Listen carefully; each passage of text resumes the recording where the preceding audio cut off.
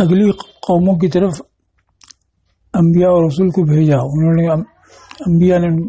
انبیاء اور رسول کو بھیجا اور قوموں نے ان کی تکذیب کی. تکذیب کے بعد قوموں کو ہلاک کر دیا گیا. تو یہ اہل مکہ ان کے مقامات سے گزرتے تھے،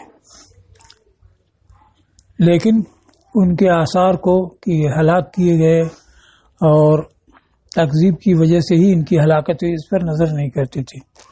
تو گویا کہ بس یوں ہی گزر گئے. تو شام وغیرہ کے سفروں میں یہ جاتے تھے اور دیکھتے بھی تھے. تو ان کا سفر لا سفر کی طرح ہوا. اس لیے پھر فرمایا گیا کہ کیا انہوں نے زمین میں سیر نہیں کی، یعنی ان کو سیر کرنا چاہیے اور عبرت حاصل کرنا چاہیے. زمین میں سیر نہیں کی کہ ان کے لیے ایسے دل ہوں جن سے وہ سمجھیں یا کان ہوں جن سے کہ وہ سنیں. فَإِنَّهَا لَا تَعْمَى الْأَبْصَارُ وَلَكِنْ تَعْمَى الْقُلُوبُ الَّتِي فِي الصُّدُورِ کہ آنکھیں اندھی نہیں ہوتی لیکن وہ دل اندھے ہوتے ہیں جو سینوں میں ہیں. آنکھ تو رکھتے ہیں لیکن دیکھ کر کے اندیکھا کر دیتے ہیں، عبرت نہیں حاصل کرتے ہیں. تو وہ دل اگر اندھے ہیں تو کچھ فائدہ نہیں ہوگا. هذا حث على السفر ليروا مسارع من اهلكهم. سرائے اسرو پچھاڑ کے زمین میں ڈال دینا. مسرع اس کا ظرف ہے، اس کی جمع مسارع، کہ یہ سفر پر برانگیختہ کرنا ہے تاکہ ان کی ہلاکت گاہوں کو دیکھا جن کو کہ اللہ تعالیٰ نے ان کو کفر کی وجہ سے ہلاک کیا اور ان کے نشانات کا مشاہدہ کریں، پھر عبرت حاصل کریں. تو ان کے پاس قلوب ہو جن سے کہ وہ سمجھیں، یعنی سمجھیں وہ جو سمجھنے جس کا سمجھنا ضروری ہے توحید اور اس کے مثل، اور سنیں وہ جس کا سننا ضروری ہے وحی. اور آذان یسمعون یا کان ہو جن سے سنیں یا ان کی خبروں کو سنیں اور ان سے عبرت حاصل کریں. کہ آنکھیں اندھی نہیں ہوتی لیکن وہ دل اندھے ہوتے ہیں جو سینوں میں ہیں. تو یہ فَإِنَّهَا لَا تَعْمَى الْأَبْصَارُ آیا. تو فَإِنَّهَا میں ہا کا مرجع ما سبق میں نہیں ہے بلکہ یہ ضمیر قصہ ہے، یعنی قصہ اور حال یہ ہے کہ آنکھیں اندھی نہیں ہوتی. یا یہ ضمیر مبہم ہے جس کا ما سبق میں کوئی مرجع نہیں ہوتا، ما بعد سے ظاہر ہوتا ہے. تو فَإِنَّهَا میں ضمیر قصہ ہے یا ضمیر مبہم جس کی تفسیر الابصار کر رہا ہے، یعنی فما عمیت ابصارہم عن الابصار. ان کی آنکھیں دیکھنے سے اندھی نہیں ہوئی بلکہ ان کے دل اعتبار عبرت پذیری سے اندھے ہوئے.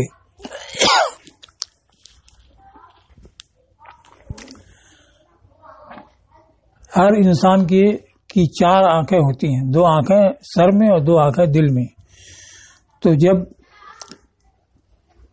دل والی دیکھے اور سر والی اندھی ہو تو اس کا نقصان نہیں ہے، اور اگر سر والی دیکھے اور دل والی اندھی ہو تو اس کا فائدہ نہیں.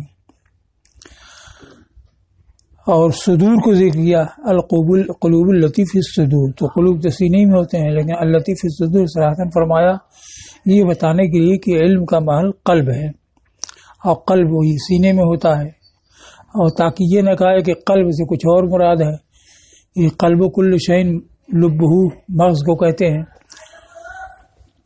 اور یہ نہ کہا جائے کہ قلب سے اس کے علاوہ کچھ مراد ہے، جیسے کہ ارشاد ہے، جیسے کہ کہا جاتا ہے القلب لب کل شیء، ہر چیز کا مغز قلب ہر چیز کا مغز ہے. تو اللطیف صدور کہہ کے ظاہر کر دیا کہ یہی پارہ گوشت مراد ہے جو انسان کے جسم ہے، اور اسی کے اندر ادراک کی قوت وضعیت فرمائی گئی ہے.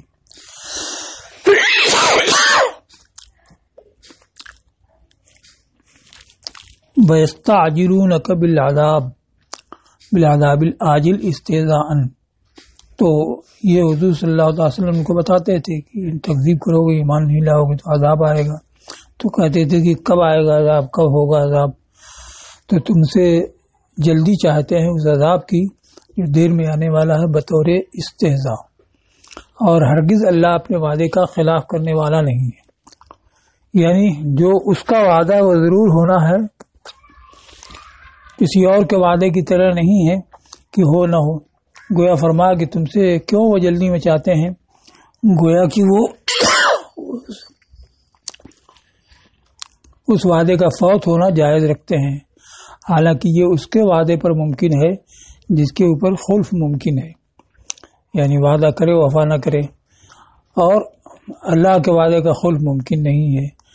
وَلَن يُخْلِفَ اللَّهُ وَعْدَهُ، اور ہرگز اللہ اپنے وعدے کے خلاف نہیں کرے گا، اور جو اس نے وعدہ فرمایا ہے ضرور ان کو پہنچے گا، اگرچہ ایک زمانے کے بعد۔ اب یہ بہت کہتے ہیں کہ ابھی تک تو آیا نہیں، ابھی تک تو آیا نہیں، تو یہ چند دنوں کو بہت لمبا سمجھتے ہیں، حالانکہ تمہارے رب کے ہاں ایک دن اس میں سے 1000 سال کی طرح ہے، یہ تم شمار کرتے ہو۔ تو یہاں کا وہاں کا ایک ہی دن ہوگا اور یہاں کا 1000 سال ہو جائے گا، تو اگر 1000 سال بھی گزر جائے تو اس کے یہاں کا ایک ہی دن ہوا، اور یہ چند دنوں کو بہت سمجھتے ہیں، تو اس ایک دن کے مقابلے میں تو چند ساعت بھی نہیں ہوگی۔ یعدون، یہاں پر قرات میں ما یعدون، یہ ابن کثیر مکی اور اہل کوفہ میں سے امام حمزہ اور علی کسائی کی ہے، ایسی خلفی بھی قرات ہے کہ تمہارے رب کے ہاں ایک دن اس میں سے 1000 سال کی طرح جو وہ شمار کرتے ہیں۔ کیف یستعجلون بعذاب من یوم واحد منہ، کہ کیسے اس کے عذاب کی جلدی مچاتے ہیں جس کا عذاب کے دنوں میں سے ایک دن تمہارے سالوں میں سے 1000 سال کی درازی میں ہوگا، تو وہاں کا ایک ہی دن ہوگا، یہاں کا 1000 سال ہو جائے گا، اس لیے کہ سختیوں کے دن لمبے ہوتے ہیں۔ وَكَأَيِّن مِّن قَرْيَةٍ أَمْلَيْتُ لَهَا، اور کتنی بستیاں ہیں جن کو میں نے ڈھیل دی اس حالت میں کہ یہ ظالم تھی، ثُمَّ أَخَذْتُهَا، پھر میں نے ان کو گرفت میں لیا، وَإِلَيَّ الْمَصِيرُ، اور میری ہی طرف لوٹنا ہے۔ تو یہ اگلی قوموں کے متعلق فرمایا کہ وہ ظالم تھی، ان کے اوپر عذاب آیا۔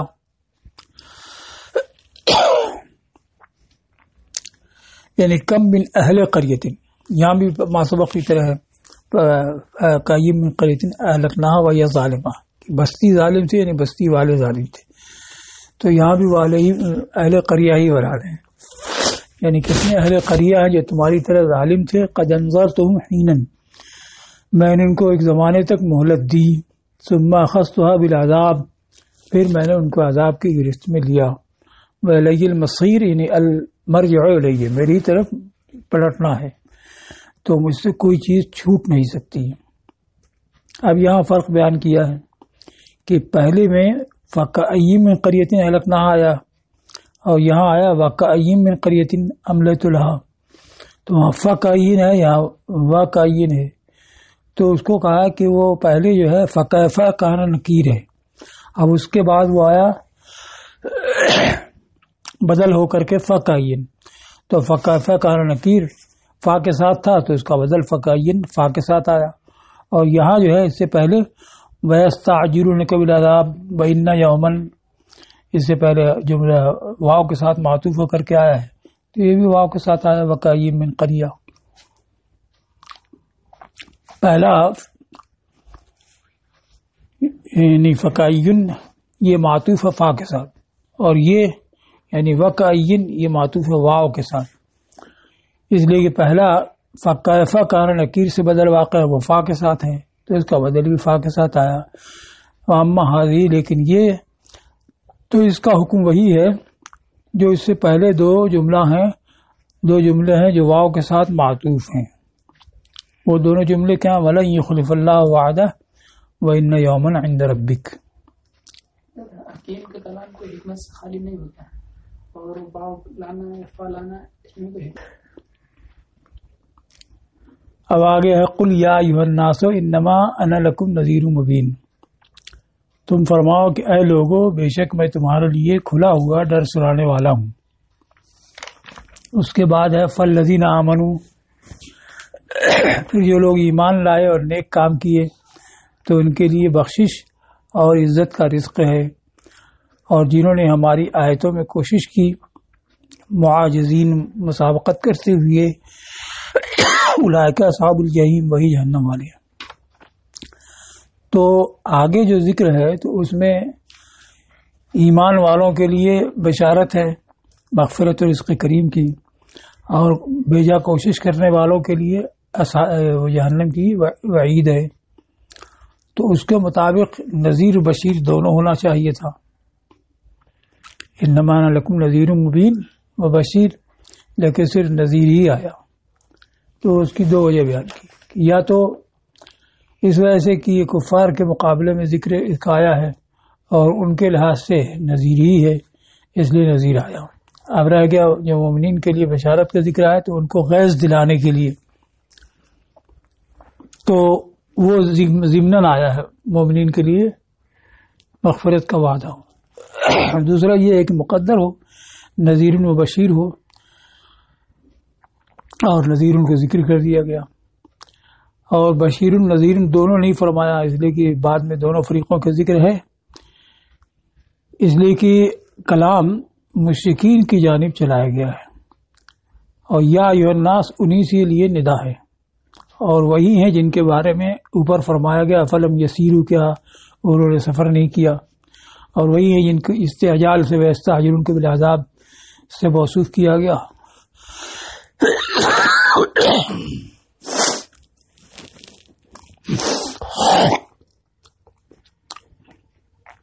اور مومنین اور ان کے ثواب کو داخل کر دیا گیا تاکہ ان مشرکین کو غیظ دلایا جائے. یہ تقدیر کلام ہو نذیر مبین و بشیر. تو پہلے خوشخبری سنائی تو ارشاد فرمایا فالذین آمنوا وعملوا الصالحات لہم مغفرۃ، ان کے لیے ان کے گناہوں کی مغفرت ہے اور عزت کا رزق ہے، یعنی عمدہ رزق ہے. پھر خوشخبری دی، پھر ڈر سنایا تو ارشاد فرمایا والذین سعوا فی آیاتنا معاجزین. یہاں محاورہ بیان کیا کہ سعا فی امر فلان بولتے ہیں اذا افسدہ بسعیہ، فلاں کے امر میں سعی کی جبکہ اپنی کوشش سے اس کو بگاڑ دیا. تو ہماری آیتوں میں وہ کوشش کرتے ہیں یعنی بگاڑ کی کوشش کرتے ہیں. تو کھول لو تو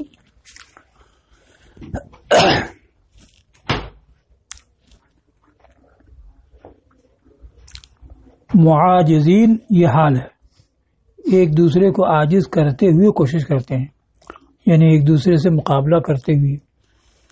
اور معجزین دوسری قرأت ہے جہاں بھی ہو، یہ ابن کثیر مکی اور ابو عمرو بصری کی ہے.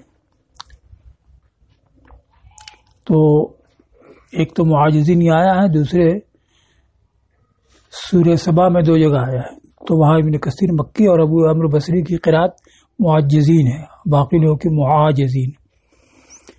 عاجزہ بمعنی سابقہ، اس سے مسابقہ کیا، گویا کہ ان میں سے ہر ایک دوسرے کے عاجز کرنے کی طلب میں ہے. عاجز کرنا کس بات سے کہ اس سے ملے، تو جب اس کے اوپر سبقت کر جائے، آگے بڑھ جائے تو کہا جائے گا عاجزہ، اس کو عاجز کر دیا، اور عجزہ. والمعنی مطلب یہ ہے کہ سعوا فی معناہا بالفساد، انہوں نے اس کے معنی میں بگاڑ کی کوشش کی، اس میں تان کرنا اس طرح سے کہ اس کو سحر کہا، شعر کہا، اگلوں کی داستان کہا. مسابقین فی زعمہم، اپنے گمان میں ایک دوسرے پر سبقت کر دیا، کوئی کچھ کہہ رہا ہے کوئی کچھ کہہ رہا ہے، تو مسابقت کرتے ہوئے اپنے گمان میں اور اپنے اندازے میں یہ طمع کرتے ہوئے کہ ان اسلام کے لیے ان کا قید تام ہو جائے گا. اولئک اصحاب الجحیم، جو اس صفت والے ہیں وہی بھڑکتی آگ والے ہیں. جحیم کا معنی بیان کیا، جہم النار اشعلہا، جحیمت النار سمیہ سے استعلت یعنی بھڑکتی آگ والے، النار الموقدہ. اب اس کے بعد ہے وما ارسلنا من قبلک من رسول ولا نبی الا اذا تمنى القى الشیطان فی امنیتہ، اور ہم نے تم سے پہلے نہ بھیجا کسی رسول کو اور نبی کو مگر جب وہ پڑھتا تو شیطان اس کی پڑھنے میں کچھ ڈال دیتا. یہ تمنی کے معنی آرزو، جب وہ آرزو کرتا تو شیطان اس کی آرزو میں کچھ ڈال دیتا. فَيَنْسَخُ اللَّهُ مَا يُلْقِي الشَّيْطَانُ، تو اللہ مٹا دیتا اس کو جو شیطان ڈالتا، پھر اللہ اپنی آیتوں کو محکم کرتا، اور اللہ علم والا حکمت والا ہے.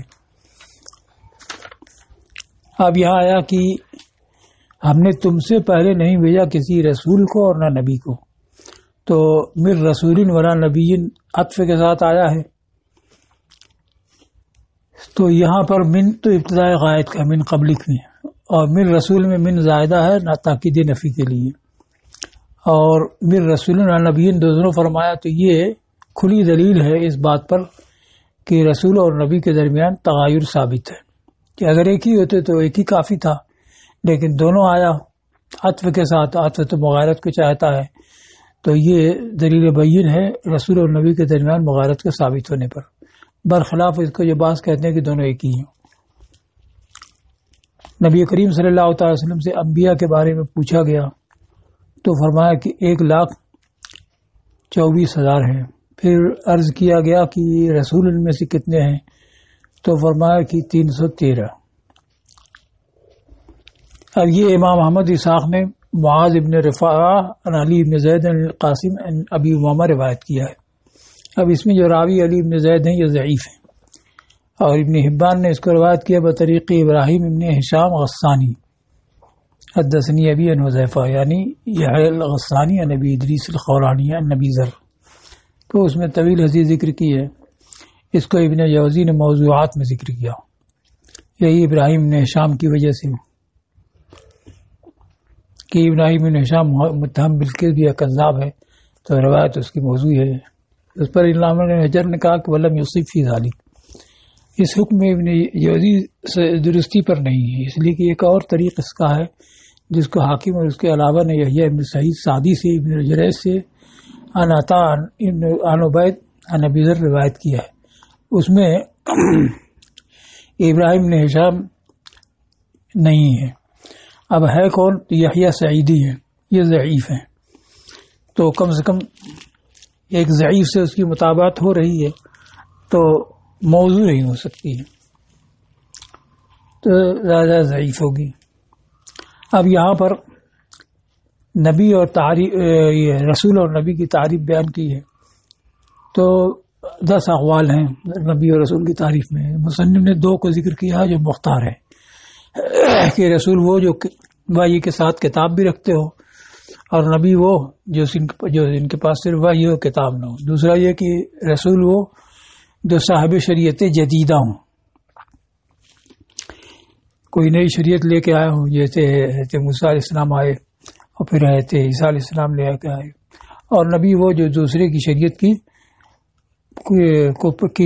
پہنچانے والے، ان کی تبلیغ کرنے والے ہوں، جیسے حضرت موسیٰ اور حضرت عیسیٰ علیہ السلام کے درمیان جتنے بھی انبیاء آئے وہ سب کے سب حضرت موسیٰ علیہ السلام کی شریعت ہی پر تھے، تو یہ کوئی صاحب شریعت جدیدہ نہیں تھے۔